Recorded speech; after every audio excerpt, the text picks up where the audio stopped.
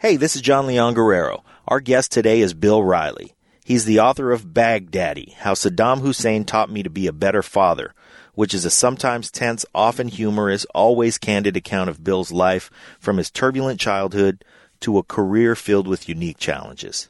Bill was raised in an unstable and violent home by a mother who struggled with mental illness and a mostly absent father who only showed up to administer what we can call tough love, if we're being generous, and to take him rabbit hunting, which turned out to be valuable in profound ways. He and his sister learned to lean on each other for comfort, to cope with the cold resentment and physical abuse they faced by their parents. Now, right after high school and during the Cold War, Bill enlisted in the Air Force, where he worked in intelligence as a Soviet exercise and exploitation analyst. He went on to work in the war-torn landscapes of Kuwait, Iraq, and Saudi Arabia in intelligence analysis, communications, and supporting special operations. His life and career experience gives him a superb wit and a deep well from which to draw tremendous lessons for all of us that are as engaging as they are poignant. Joining Pete to co-host this episode is our friend Gaby Jeurgens. She's been a guest, so if you didn't hear her episode, you should go back and listen. She does a great job mining Bill for great conversation today. And if you're into these topics and you find guests like Bill and Gaby valuable and entertaining, do us a big favor and support the Break It Down show with a 5-star rating on iTunes or Stitcher or iHeartRadio or whatever platform you use to listen to us. And if you're listening on YouTube, please subscribe and hit that notification bell so you're always abreast of our new episodes. And leave a comment or write us a review, just a few words. You don't have to write a book, but a couple of thoughts about the show in as many words as you'd like to share would be great, and we'd appreciate it. And we think you'll also appreciate our guest today, Bill Riley. Lions Rock Productions.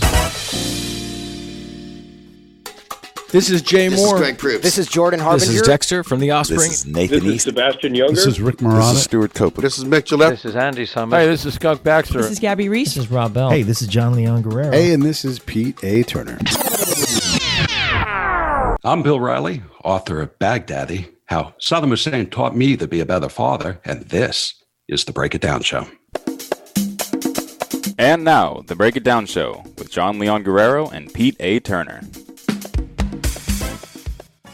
Yeah, this is fantastic. So one of the things I love about doing the Break It Down show is that I get to meet my fellow veteran peers, and it's always great to see those of us that transition into the arts, because I think warrior artists are probably my favorite kind. Warrior scholars, pretty good, but, you know, we can be a little angry when we're warrior scholars. But the warrior artists, the ones that focus on other aspects, I just, I love who we become.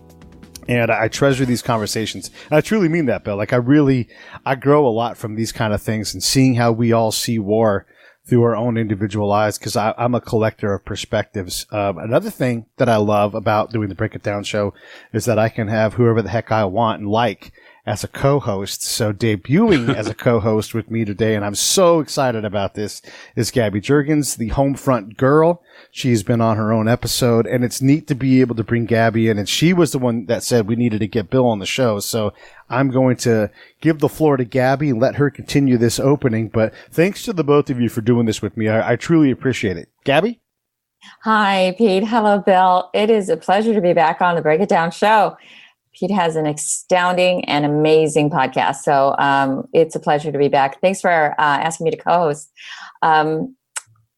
You know, I have to say, Bill, I was pretty riveted by your book. It's extraordinary. So I don't know what we're going to start off with, but I have to say that even just the opening is pretty extraordinary. So congratulations on your book.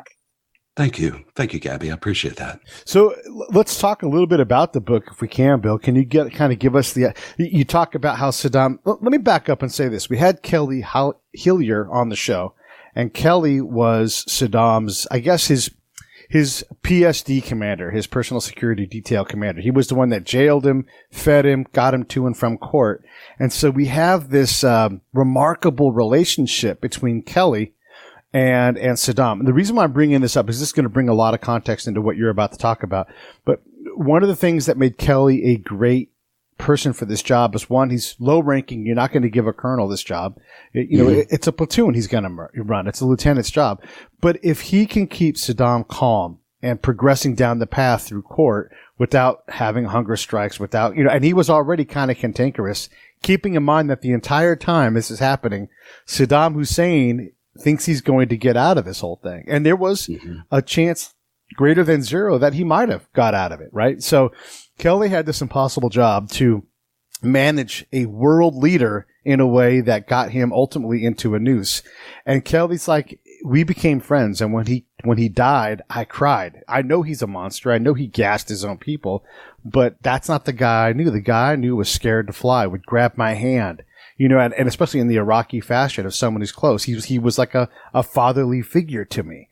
So he took a lot from that relationship and applied it to who Kelly is today. And it sounds like your book premise is similarly aligned in that you learned things from Saddam Hussein. Yeah, and absolutely, and it's awesome that Kelly was on there because he's got a phenomenal story. It's incredible.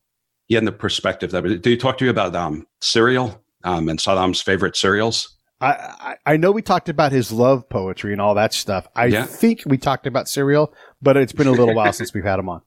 Well, I'll save that story for him because he's got a really funny way of telling it. But about Saddam Hussein, I mean, the book's subtitle is How Saddam Hussein Taught Me to Be a Better Father. And that's a polarizing concept. I mean, how does someone who's a dictator, who's committed genocide, literally, who's raised two boys who were the scourge of a nation and did horrible things.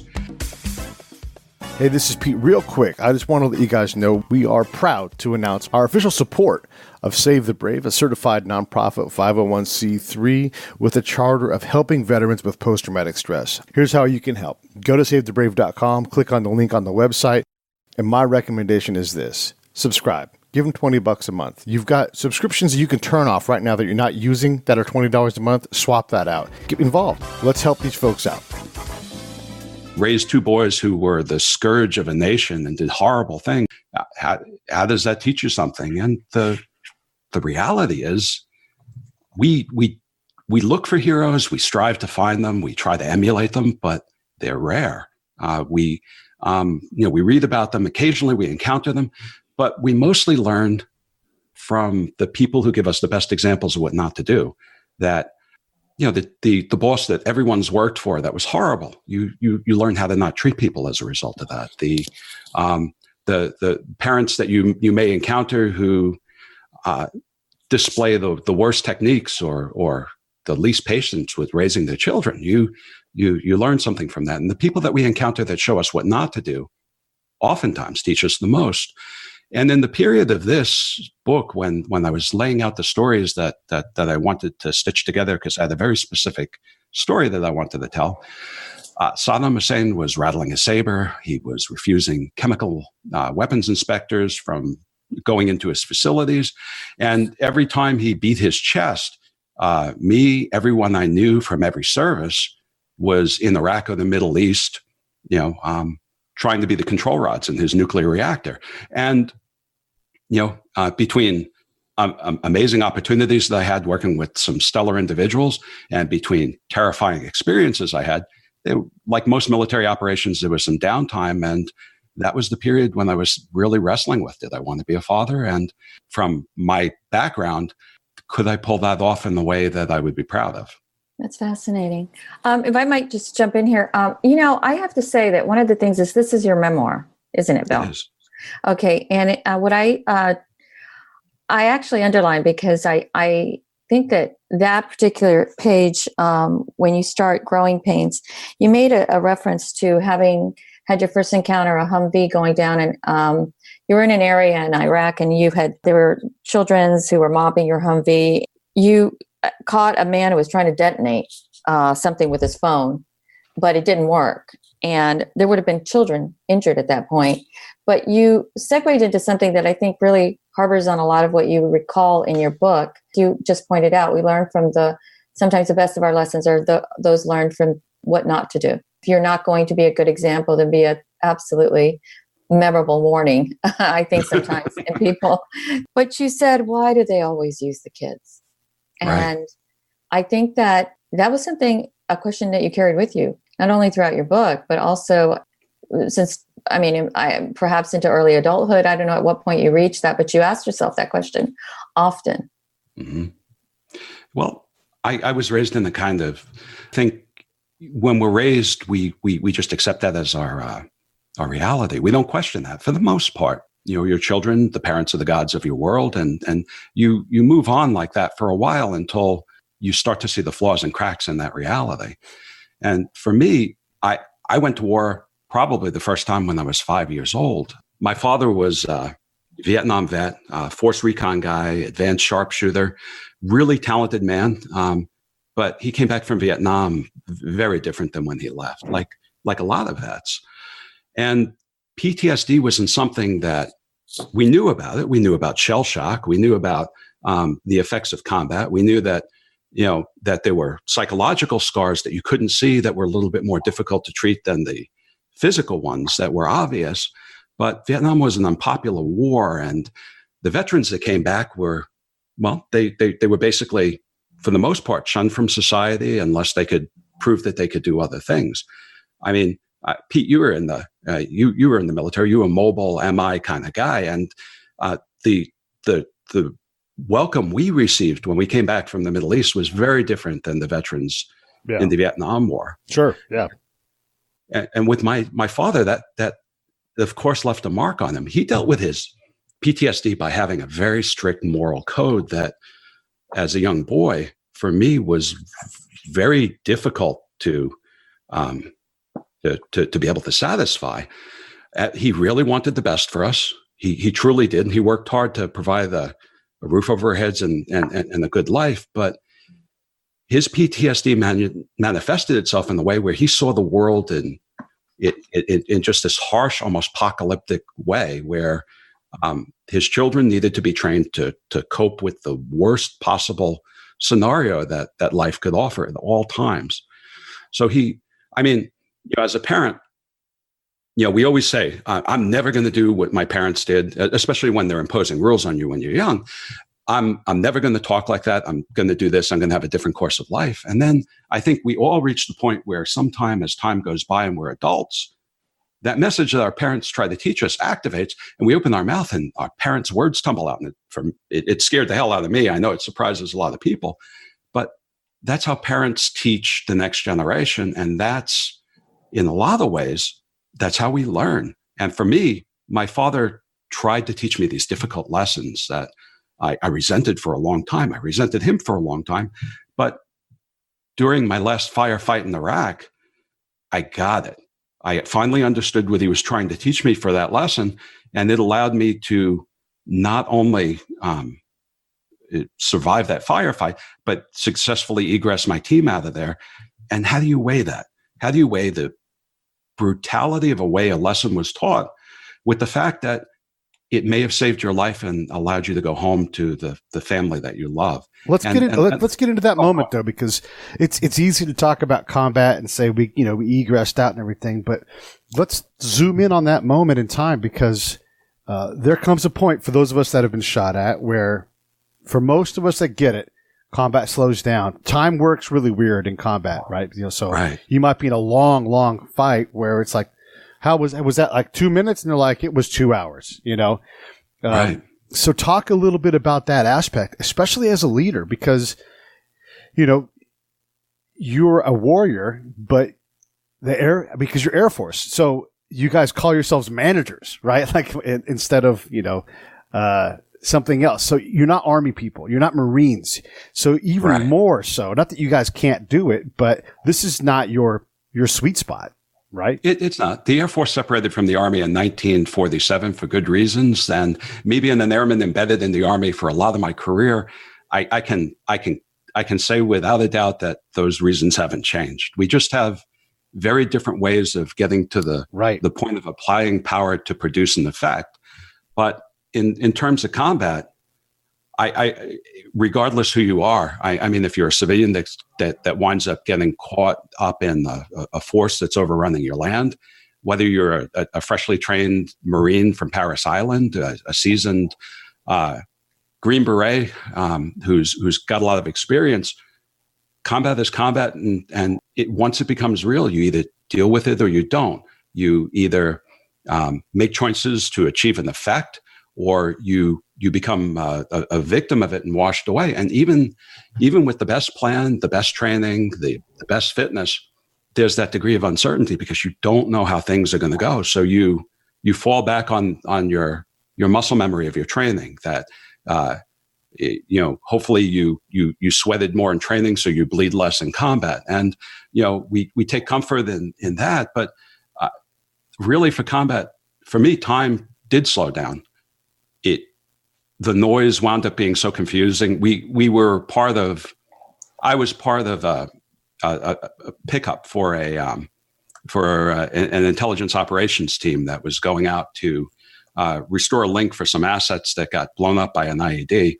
And we had completed our mission and everything had looked good. And as we were getting ready to exit the facility that we were in, all hell broke loose. And we were in one of the last instances at the time in downtown Baghdad, where we were still subject to heavy machine gun fire directly.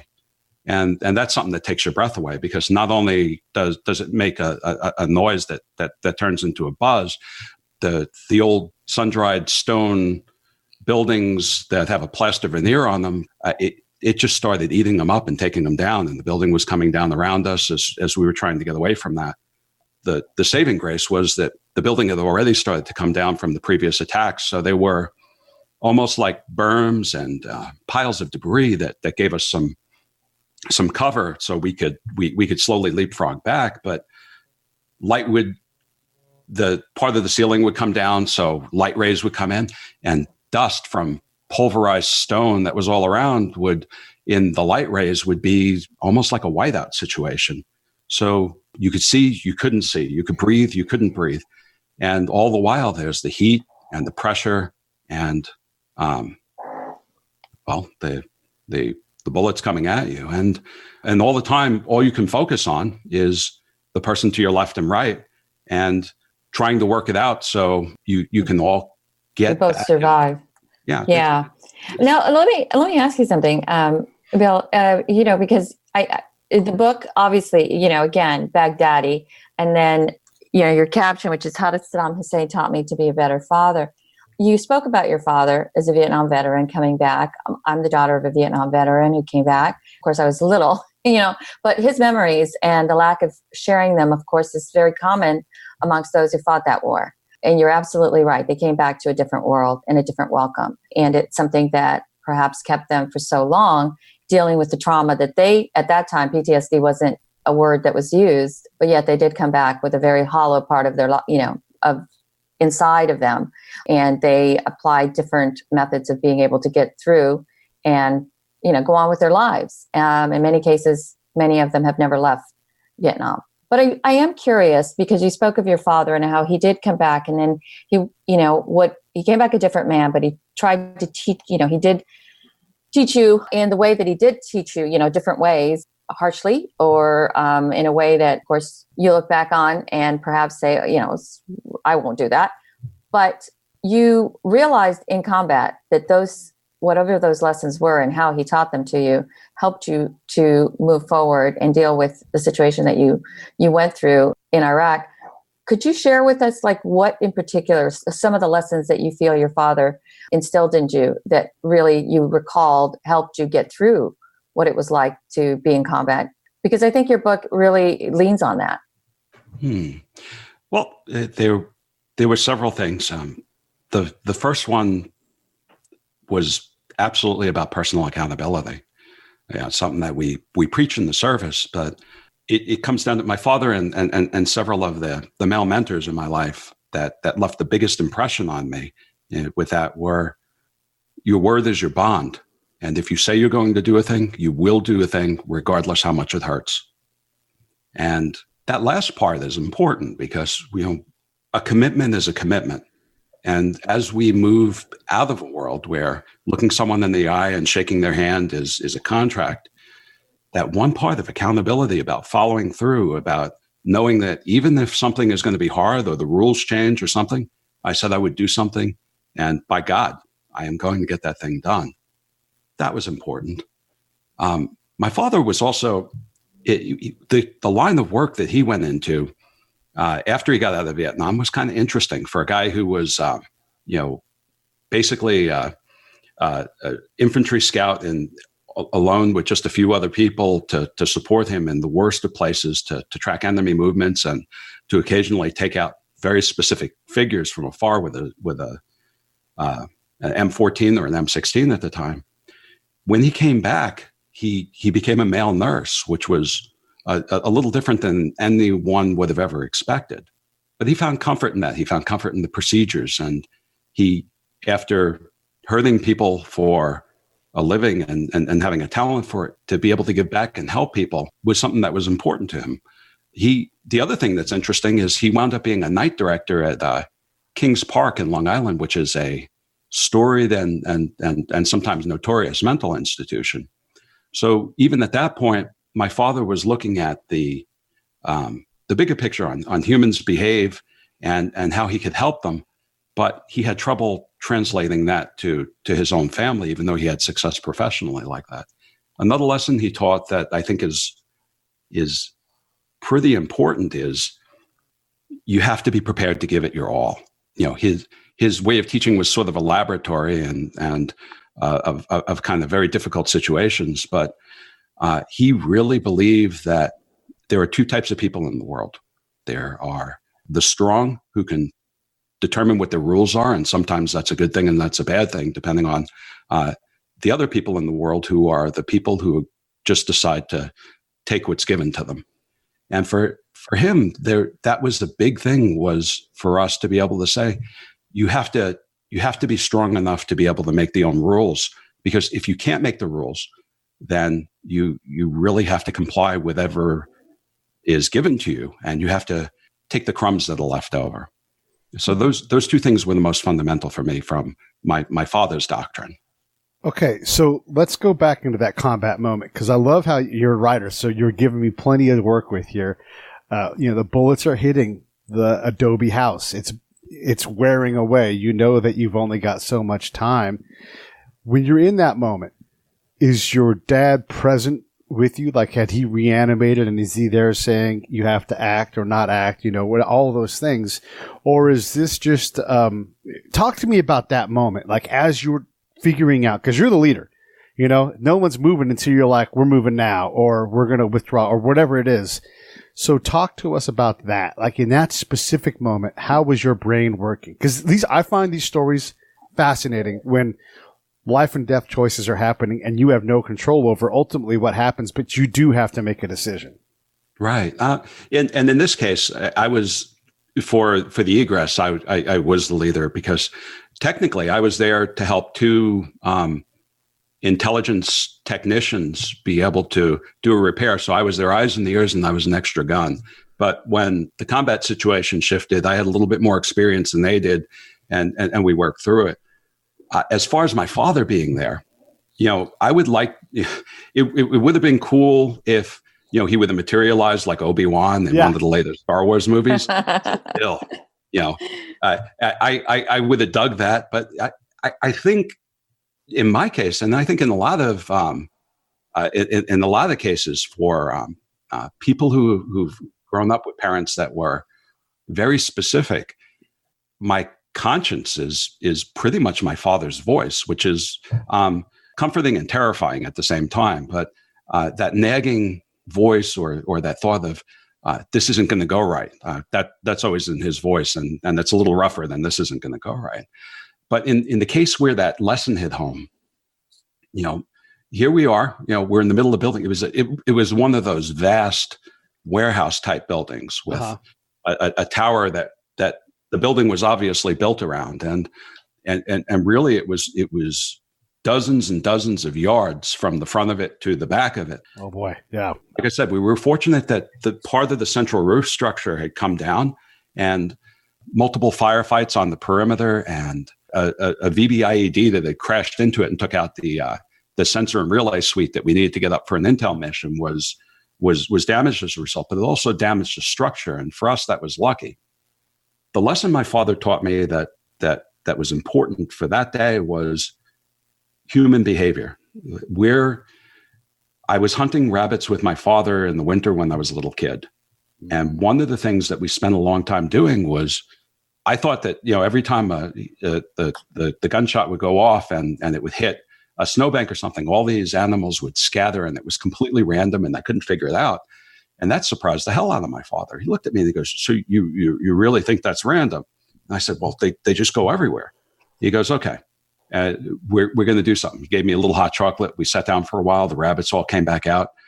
And he said, "Okay, here's a set of field glasses. Take a look, pick out 3 rabbits, figure out where they are right now, and I'm going to fire a shot and spook them, and let's see what happens." So he did that. And the rabbits scattered. And, again, to my untrained eye, it was all completely random. And then after some time, another hot chocolate worth of time later, I looked again, and I was surprised as hell, because most of the rabbits had crept out of their holes and were in about the same place, at least the 3 I was tracking, where they had started before we did the fire. And progressively, we did this, terrorizing bunnies for probably the better part of the morning.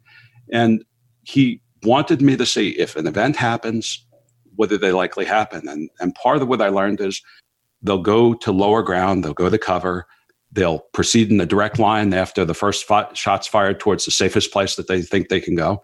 And after a while, I could track rabbits. In the end, he said, people aren't much different.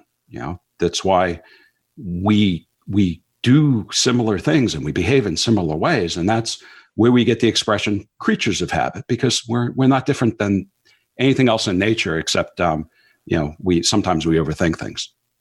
And that experience of figuring out, okay, if this happens, what's going to happen next? And same thing as in intelligence, is what's the chain of events that are going to happen from a precipitating event or a shock point. In the simplest terms, people respond the same way. My father once, I said that, I asked him the question. I said, "Well, are people like that too?" And he goes, "Yes, they are, but never tell them that what they're going to do next." And I said, "But why?" He said, "They won't like you anymore." In Iraq, under that situation, I had observed that there was the structure was coming apart, and part of the roof there was a loft structure that was set up pretty much above where the guys had set up their machine guns. We couldn't hit the machine guns directly from where we were because, big bullets tear apart big things all around you. Yeah. We just couldn't get an angle on it. And then to make things worse, they started tearing down the front wall and coming at us from both sides to flank us. But, I figured out that, they were going to set up on the top. Those guys were going to flank us from a certain direction. And the roof was coming down. And I was very fortunate that I was able to help the roof come down on top of them.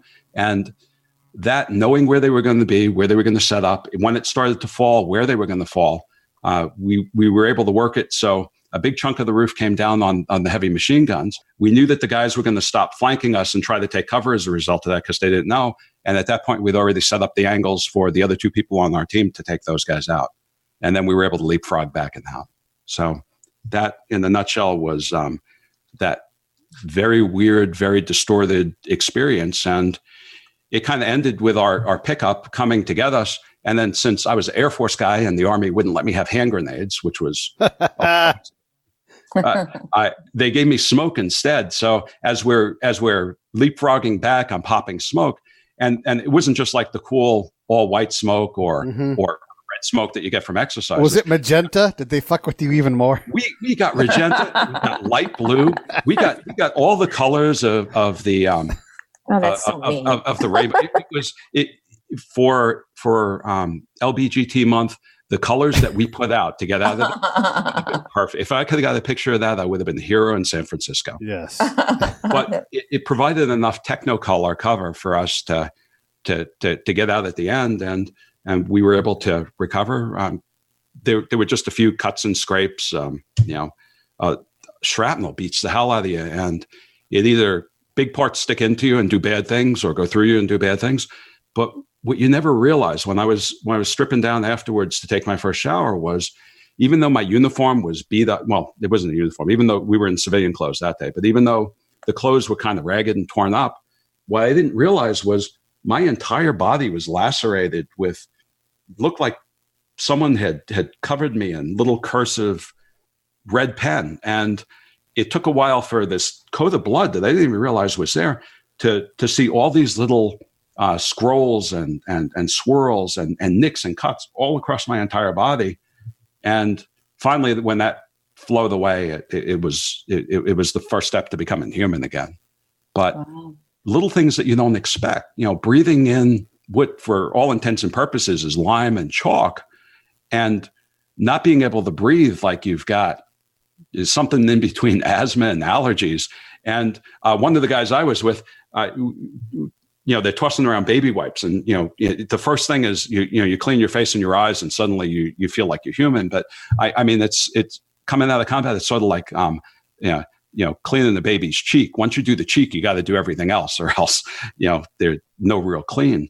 And I saw a guy wrap a baby wipe into a twist and row the whole thing up into his nose and pull stuff out. And I thought, damn, maybe I should try that. And chunks of pebbles, all this other stuff, and like concrete comes out of your sinuses, and then all of a sudden half of your body feels like, oh, I can do that. And then you got to do the other side, and that's as painful and annoying. But the shit you talk about when you come back from that, because you don't want to talk about what you did, and you're doing other things, is just stupid and hysterical. And for me, not being able to hear was the big thing. Oh my gosh. Yeah.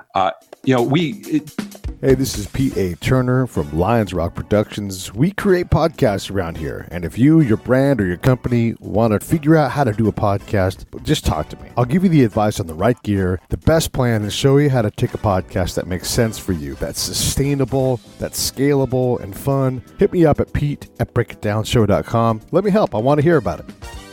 Yeah. We had foamies, and they were just a matter of course, but it wasn't the more sophisticated sound suppression things that you put in your ears later on that were available. Yeah. And to be honest, it was a couple of days before I could even hear consistently or talk, where I just told people I was like from New York, because I wasn't, but I really sounded like that for a while after. So I want to give the audience some contextual things about what you're talking about. Foamies are hearing protection. That's those earplugs we put in our ears. And you're right, like those are sort of effective, but combat is so much louder than that, because your whole body is getting hit by the sound wave. And it is hard to hear. Not only is it hard to hear, but I was in a firefight one time, and the people I had been there for a while, and they hadn't been in this they'd been in training, but they had not been in live action combat. And so they all laid down, like they were taught, and they were prepared to shoot. And I've got no time to tell them, stand up, don't lay down and shoot, because here's what happens when in a given environment in Iraq, when you're fighting over the desert, when you lay down and shoot, you just blow up a big old dust cloud. And so now that's great for your own hiding, right? But it's also great for the enemy, because now everybody can move freely and no one can shoot effectively. And so it's really, you not only can't hear, now you can't see, you can't smell because your nose is full of dirt. And then you get to the chow hall and someone's like, are you bleeding? And you get mystery blood. You're like, I'm not bleeding. Who was bleeding? And you look around and someone was bleeding somewhere because there's blood all over you, but you can't account for it. And then someone who doesn't ever go out has the audacity to say, you fellas got to get cleaned up before you come in this chow hall. Like, fuck you. I need a burrito. I'll take a to-go plate, but I'm not going to get cleaned up before I do this, because we've been out for 8 hours.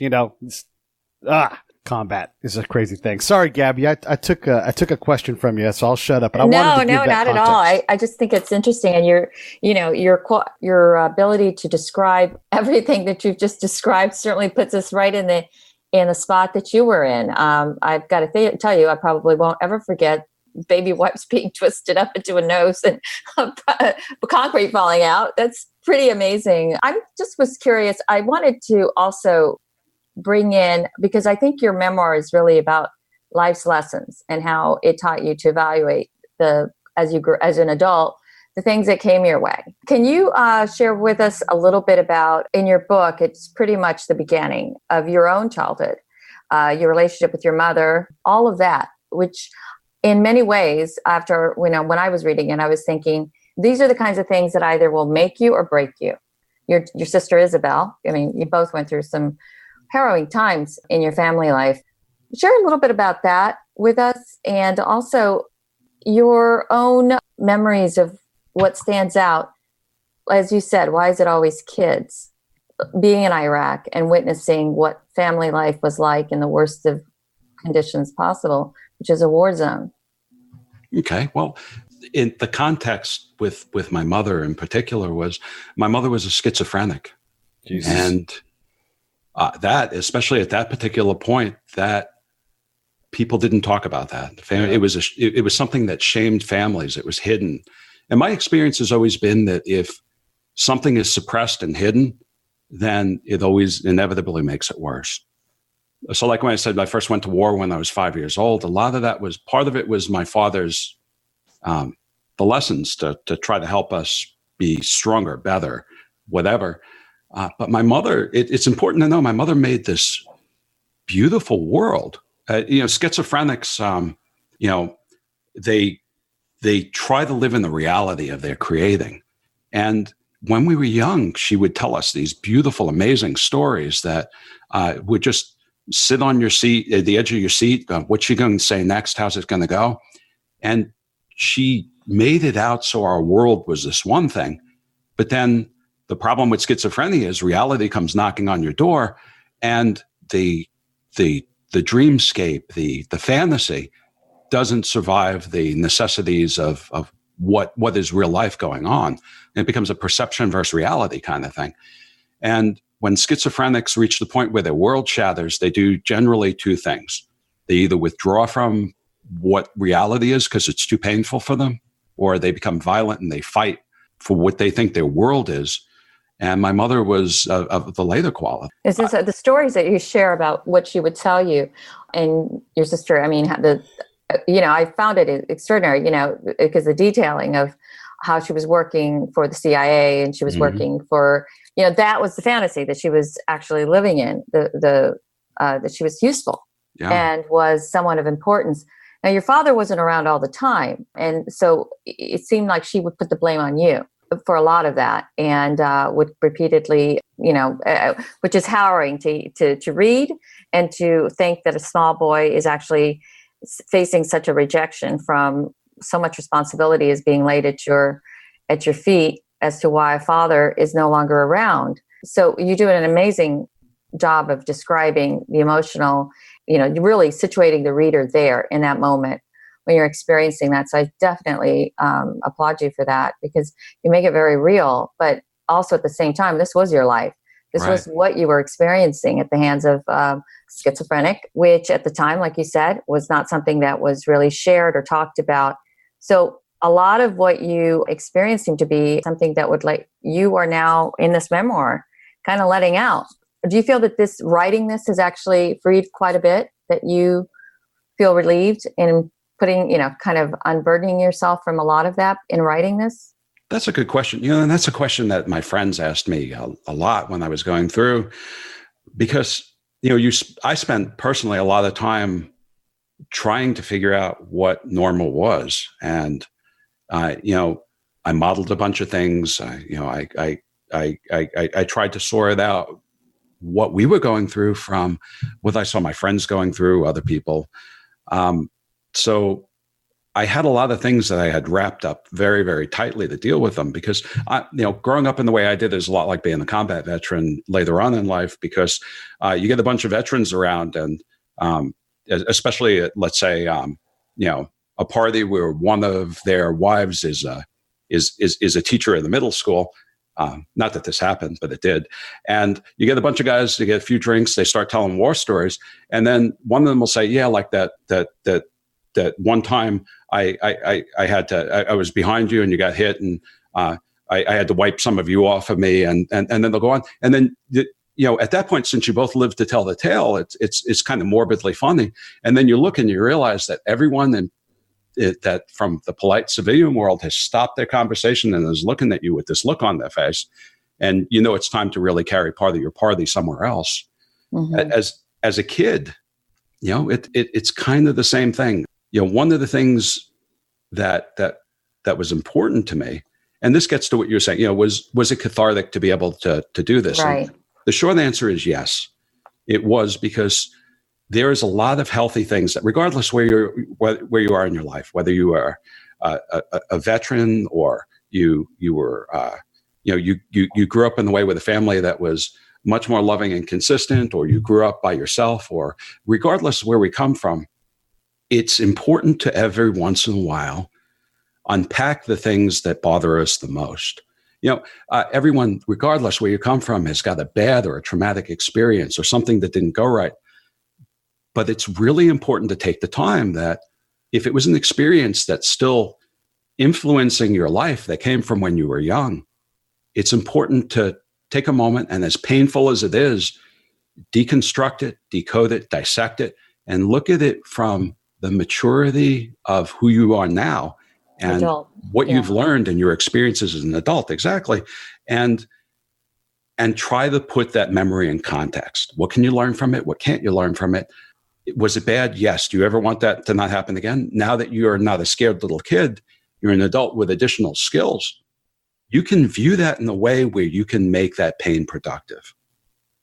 And it's not easy, but I'm a huge advocate. I think that's an example of true growth, to be able to take a terrible experience and as you say, take out, unburden yourself of the packages that we're carrying inside, and take a dispassionate look at it as an adult, and with your ability to, it's different eyes from a 5-year-old or a 10-year-old, and the experiences that you had, having raised my son in the military life, and, knowing so many, of course, having lived this my whole life, one of the things that I when I was reading your book, I was thinking back to, there is a bit of that with the experiences that our own children in this day and age who have gone through 12 deployments or whatever the deployments have been, the amounts of it. I always relay that back to when I'm asked about how do you guys cope with the deployment and all that comes with it. And I always bring them back to, have you ever seen a welcome home video?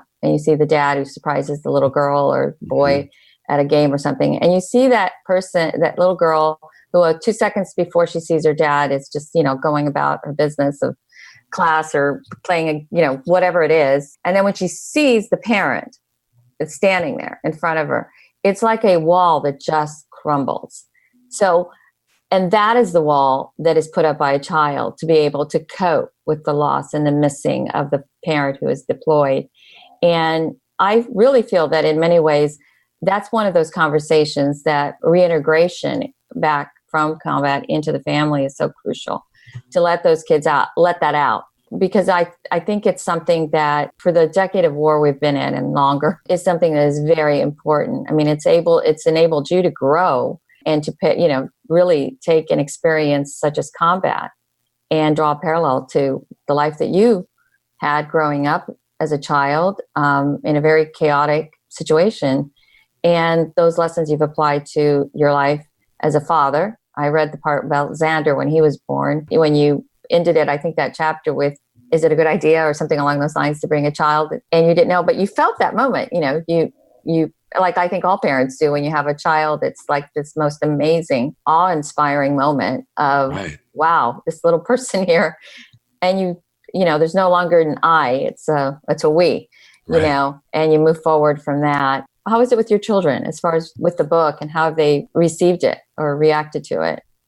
I was a great parent up until my children became teenagers. And then when I think it's important to know that teenagers are still growing and they look like adults, and sometimes they talk like adults, but they're not really there. And one of the reasons they're not really there is because one of the parts that's still growing is their brain. I struggled with the teenage years for my boys because for a lot of reasons. I think a lot of fathers go through the point where, fathers and sons and mothers and daughters, there's a certain point where children are trying to become adults and they're trying to establish their dominance in certain situations, and parents and children go head to head. I think that's natural, and I think it's supposed to happen, but that was the biggest challenge for me.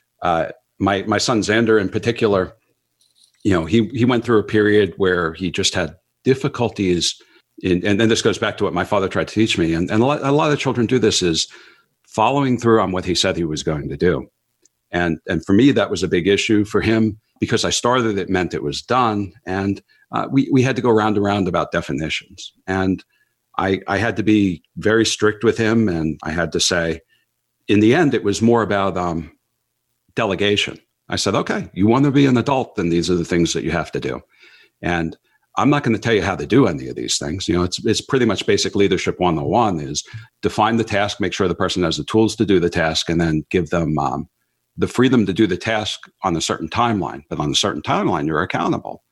And that for me was a challenge, because he struggled with that because he was still growing in a lot of areas. But we got through it. It was, I think, like most parents and children, it was a stressful time for us. I'm really proud of the man he's growing into now. I think that for me, the hardest thing was, even though I knew what the outcome was going to be, like most parents, is our job is we're supposed to teach problem solving skills to our kids. And part of teaching problem solving kids, whether they're a new recruit or your child, is that what you're really doing is you're giving them a tool and then letting them fail with it a million little times. So that way they've mastered that tool. So when the big things come, that they can be successful and move on. But knowing that they're going to fail, watching them fail, seeing that train wreck, and then your job being I'm just going to pick you up, dust you off, point you in the right direction again. And we'll debrief it. You got this, good, until they master that. That for me was the hardest thing. Yeah. And I think that it probably, in a lot of ways, in the military life, I think a lot of our kids grow up with that same, here's what right looks like. You have to follow through because of the men and women wearing the uniform and your training. I know my son experienced that with his father, trying to teach him to follow through. And, but I think it also runs up against or butts up against the world in which we live in, where children are really not, it's a different society, right. A lot of ways. Participation, oh, that's good. Here's a gold star. No, that's not enough. That's not the way the world is going to work. And so you have parents kind of come, button heads with, in some ways, with the training or the world that the schools and really our world is really kind of telling them, participation is just as good.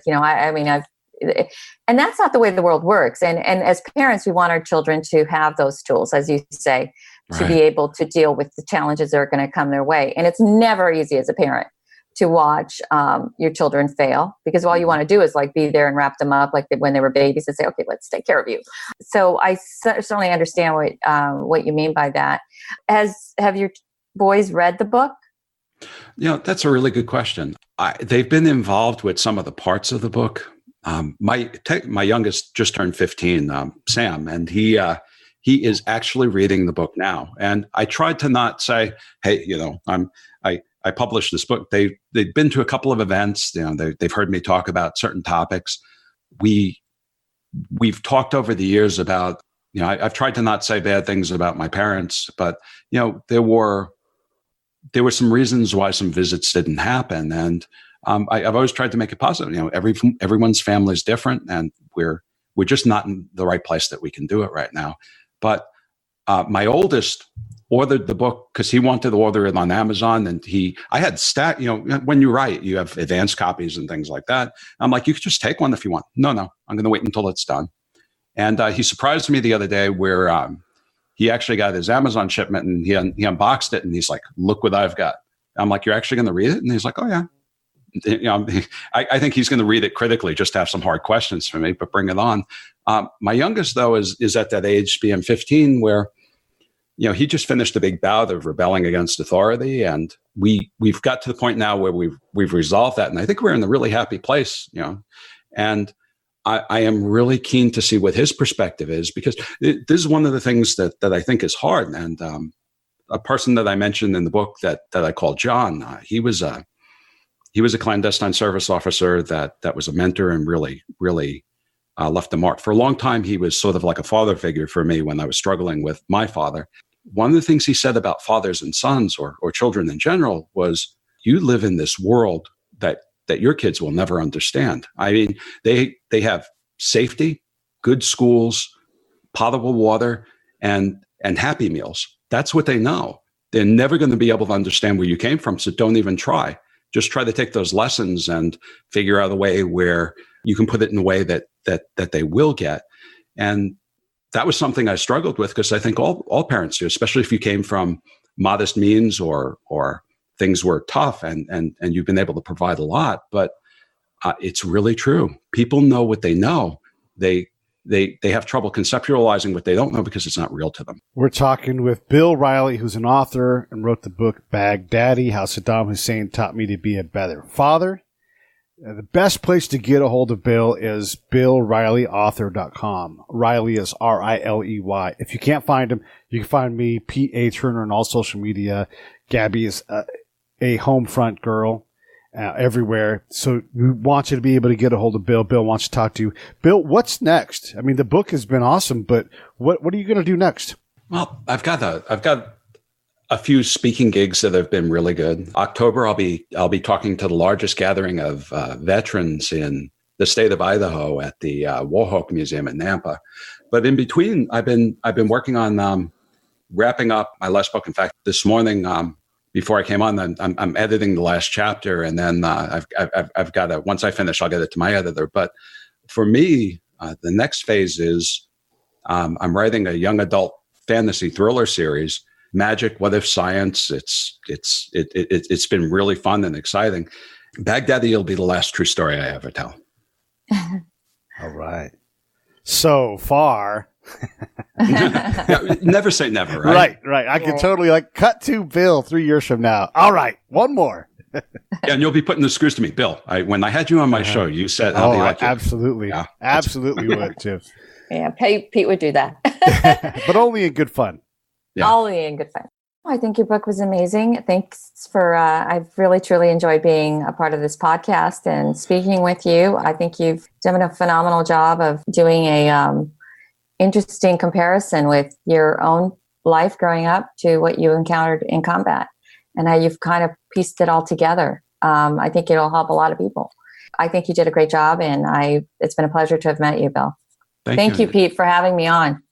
Yeah, it's my pleasure to have you guys both on. I want to give Bill the last word, but yeah, thank you very much, Gaby, for doing this. Let's continue to do it. And Bill, really, seriously, thank you for doing this. Thank you for telling your story and getting in front of veterans and helping to share this thing. I know what you're doing matters and helps people. And my friends out there in the audience, they're going to appreciate it and they're going to support you. And anybody who buys the book, don't forget, rate it 5 stars, review it. That's how you get Bill's book to elevate and get recommended to other books, and that's how you help him out. You can tell he's a great dude.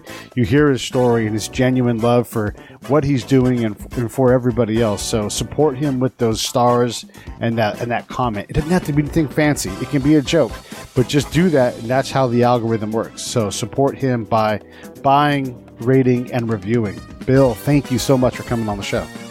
Thank you, Pete. Thank you for having me. It was a great experience.